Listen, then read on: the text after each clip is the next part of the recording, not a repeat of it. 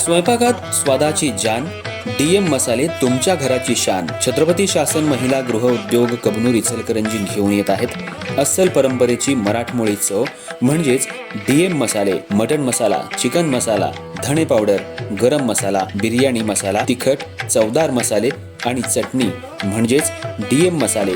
तर आजच आपल्या जेवणाची रंगत वाढवण्यासाठी केमिकल विरहित डीएम मसाले, गृहिणींच्या मनातले मसाले आणि चटणी अवश्य वापरा.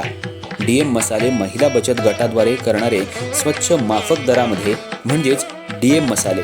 संपर्क दिव्याताई मगदूम, मोबाईल 91 30 80 22 55.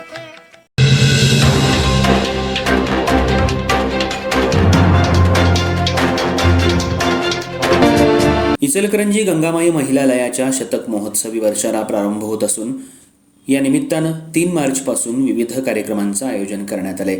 यात पहिलं महिला मंडळ स्थापन करणाऱ्या स्मिता शिरगावकर प्रमुख पाहुण्या म्हणून उपस्थित राहणार आहेत. तर श्रीमंत यशवंतराव गोविंदराव घोरपडे, महापौर उदय धातुंडे, आमदार राहुल आवाडे, अच्युत वाटवे यांची प्रमुख उपस्थिती असेल. याबाबतची माहिती कार्याध्यक्ष दीप्ती मराठे, अध्यक्षा मीना रानडे यांनी पत्रकार परिषदेत दिली. महिलांमधील सुप्त गुणांचा विकास व्हावा यासाठी गंगामाई राणीसाहेब यांनी 3 मार्च 1927 रोजी श्री सौ गंगामाई महिलालय ही संस्था स्थापन केली. या माध्यमातून पाकशास्त्र, शिवणकाम, विणकाम, भरतकाम यासह रांगोळी, गायन तसंच अन्य उपक्रम राबवण्यात आले.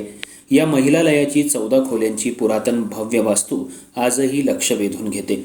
याच इमारतीमध्ये 1962 साली स्थापन केलेलं गंगामाई विद्यामंदिर सुरू असून त्यावेळी 350 विद्यार्थ्यांनी सुरू झालेल्या या विद्यालयाची पटसंख्या 1250 पर्यंत पोहोचली आहे. मराठी माध्यमातील तसंच 1ली ते 4थी पर्यंत इतकी पटसंख्या असलेली ही शहरातली एकमेव शाळा असावी. तसंच या शाळेमध्ये शिक्षकांपासून ते शिपाईपर्यंत सर्व महिलाच कार्यरत आहेत. अशा या महिलालयाचं शताब्दी वर्ष 3 मार्च 2026 पासून सुरू होत आहे. या निमित्तानं संस्थेनं विविध कार्यक्रमांचं आयोजन केलंय. प्रमुख पाहुण्या म्हणून उगार गावाच्या 90 वर्षीय महिला स्मिता शिरगावकर उपस्थित राहणार आहेत. त्यांनी पहिलं महिला मंडळ स्थापन केलं असून अजूनही त्या कामात व्यस्त असतात.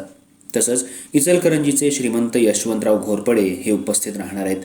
3 मार्च रोजी श्रीमंत घोरपडे नाट्यगृहात संध्याकाळी 4:30 वाजता प्रसिद्ध वक्ते आणि कीर्तनकार चारुदत्त आफळे आणि गायिका गौरी पाटील यांच्या नाट्यगीताच्या कार्यक्रमाचंही आयोजन यामध्ये करण्यात आले.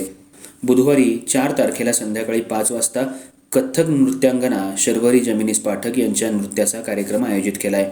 या शताब्दी वर्षात विविध कार्यक्रमांचं आयोजन करणार असल्याचंही पत्रकार परिषदेत सांगण्यात आलं.